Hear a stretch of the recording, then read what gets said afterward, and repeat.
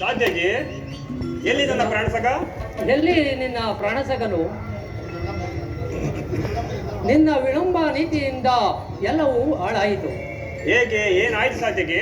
ಕೌರವೇಶ್ ಅರ್ಜುನ, ನಿನ್ನ ಆಲಸ್ಯ ಪ್ರವೃತ್ತಿಯಿಂದ ಕೌರವೇಶ್ವರನು ಶ್ರೀಕೃಷ್ಣ ಪರಮಾತ್ಮನ ಸಹಾಯವನ್ನು ಪಡೆಯುವೆನು. ಎಂತಹ ವಿಳಂಬನೆ ಪಾರ್ಥ! ಅಣ್ಣನಾದ ದುರ್ಯೋಧನನು ನನಗಿಂತ ಮೊದಲೇ ದ್ವಾರಕೆಯಲ್ಲಿ. ಇದು ವಿಡಂಬನೆಯ ಸಾಧ್ಯಕ್ಕೆ. ಪಾಂಡವರ ದುರ್ದೈವ ಅಥವಾ ನಾವುಗಳು ಮರುವುದಾದರೂ ಏಕೆ? ಕೌರವರು ನಮ್ಮ ಆತ್ಮೀಯರಲ್ಲವೇ? ವಾಸುದೇವನ ಕೃಪಾ ದೃಷ್ಟಿಯು ಮೊದಲು ಅವರ ಮೇಲೆ ಬಿದ್ದರೆ ಅದು ನಮಗೆ ಆನಂದದ ವಿಷಯವೇ. ಯುಧಿಷ್ಠಿರನು ತನ್ನ 4 ಸಹೋದರರು ಪಾಂಚಾಲಿಯ ಸಹಿತ ಮತ್ತೊಂದು ಸಾರಿ ಚಿರಜನದ ಸಲುವಾಗಿ ವನವಾಸಕ್ಕೆ ತೆರಳುವಂತೆ.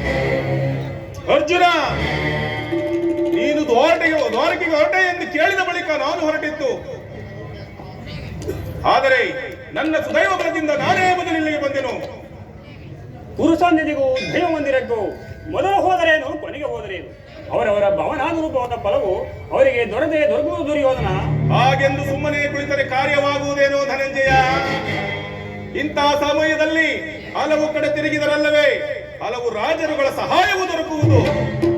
ನಾನು ದ್ವಾರಕೆಗೆ ಬಂದದ್ದು ಈ ಮಹಿಮಾ ಮೂರ್ತಿಯ ಹೊರತಲದಲ್ಲಿ ಕುಳಿತು 4 ಮಾತುಗಳನ್ನು ಕೇಳಿ ಹೋಗಬೇಕೆಂಬ ಇಚ್ಛೆಯಿಂದ.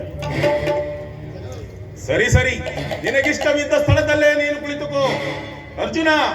ಆದರೆ ಈ ಸಾರಿ ನಿಮ್ಮ ಕೃಷ್ಣನು ನನ್ನ ಕೈಗೆ ಸಿಕ್ಕಿ ಬಿದ್ದನು. ಒಂದು ವೇಳೆ ಸಿಕ್ಕಿ ಬಿದ್ದರೆ ಸಂತೋಷವೇ.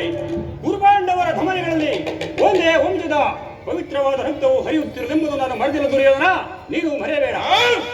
ನಾನು ಮರೆತಿಲ್ಲ. ಹೇ ಜನಾರ್ದನ, ಜಾಗೃತನಾಗು.